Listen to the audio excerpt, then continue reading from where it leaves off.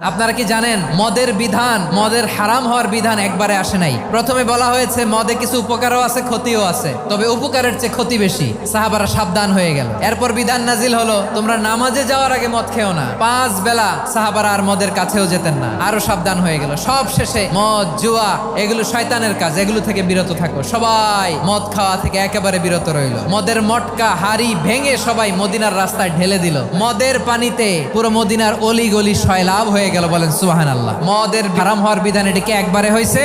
না। আমাদের কাছে অনেকে আসে, আয়সা বলে হুজুর আমার মেয়েটা পর্দা করে না, ওর জন্য দোয়া করেন। তা আমি বলি বয়স কত? 22। তো 22 বছর বয়সে আগে কি করছেন? আগে পর্দা করাইছেন? না, করাই নাই। তো এখন তো আর হবে না। এখন তাকে আস্তে আস্তে বুঝান, মারে একটু মাথায় কাপড় দাও, একটু হিজাব করো। ওইটাতে অভ্যস্ত হয়ে গেলে এরপরে তাকে নেকাবের দিকে আপনি আহ্বান করেন। ওইটাতে অভ্যস্ত হয়ে গেলে হাত মোজা পা মোজা যদি করতে চায়, এইভাবে গ্রাজুয়ালি। একবারে ইসলামের সব মানুষ মানতে পারে না।